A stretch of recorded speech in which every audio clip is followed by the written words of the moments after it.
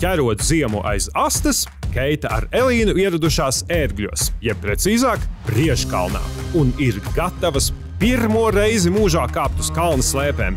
Meitenes, kādas sajūtas? Kalns! Ziemas aktivitātes baudīt uz kalna nav mana pirmā izvēle, nemelošu, bet es esmu apņēmības pilna šodien pārkāpt pāri sev un izmēģināt kaut ko jaunu. Nu tad nekavējamies, ejam pēc ekipējuma un aiziet!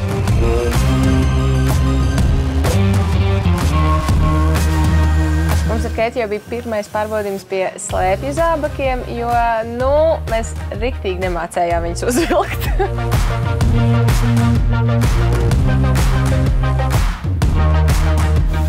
Jātrenējās Elīna staigāt. Kā uz augstpapēžu, kur? Nē, kaut kā citādāk ir.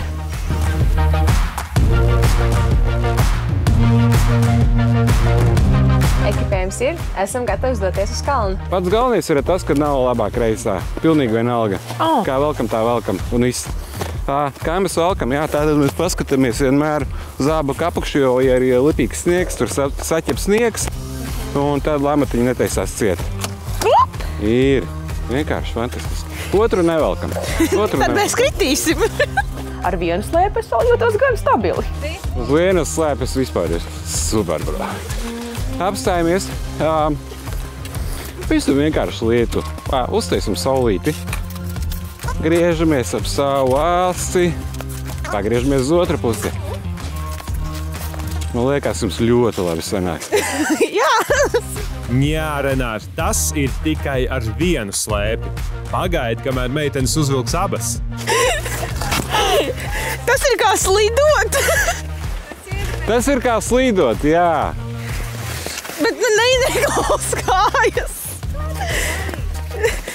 Es parasti esmu tas cilvēks, kurš nelabprāt klausās instruktāžus, un man gribās visu ātrāk sākt darīt un iemācīties procesā, bet Renārs stāstīja mums tik interesanti un tik vienkārši īstenībā un saprotami, ka man tas instruktāžas process ļoti ātri pagāja. Pats galvenais, kas ir iesācējiem uz slēpēm, kalnu slēpošanā, tas ir šis te.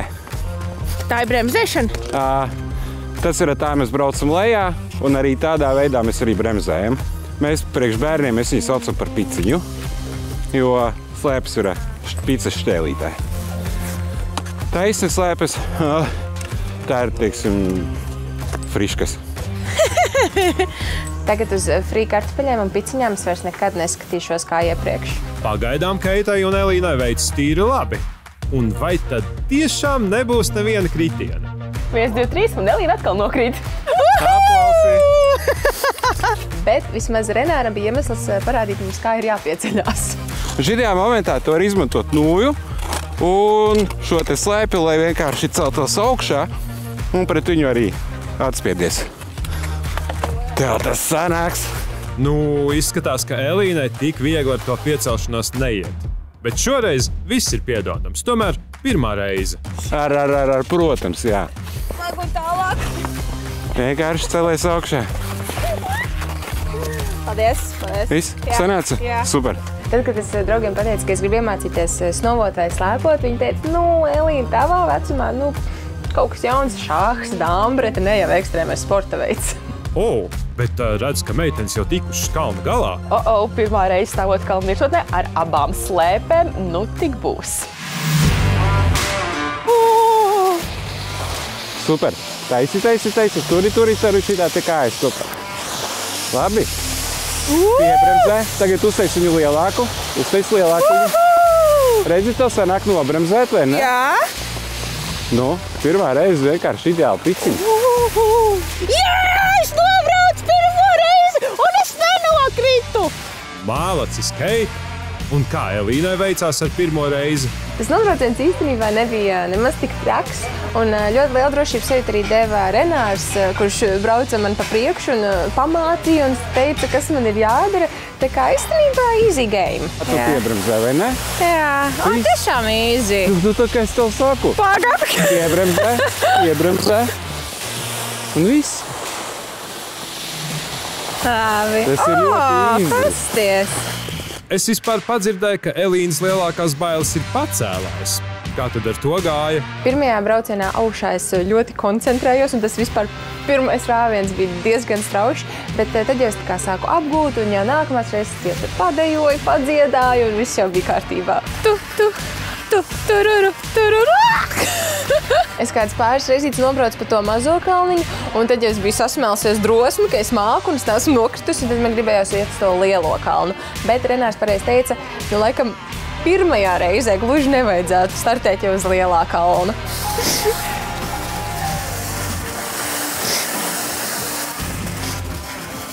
Hopāš! Normālā ficņā nosālē. Keita!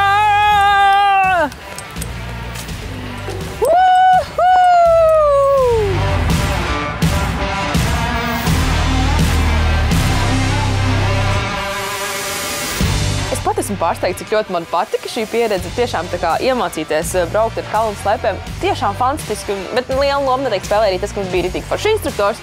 Un ja es jums tagad teikšu, ka es pirmo reizi mācoties slēpot nevienu reizi nenokrītu, kurš man ticēs? Neviens! Var teikt, ka kalnu slēpošanu es tā kā nedaudz esmu iepazinusi. Man šobrīd ļoti gribas arī pamēģināt, kā tas ir stāvēt uz snowboarda. Tā kā uz kalna es noteikti atgriezīšos.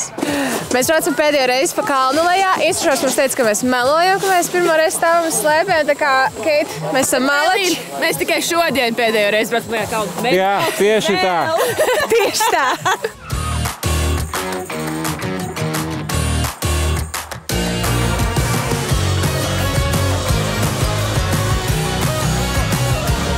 Pēc šādām aktivitātēm ir jāuzņem atkal enerģija un jāpiepilda vēderi.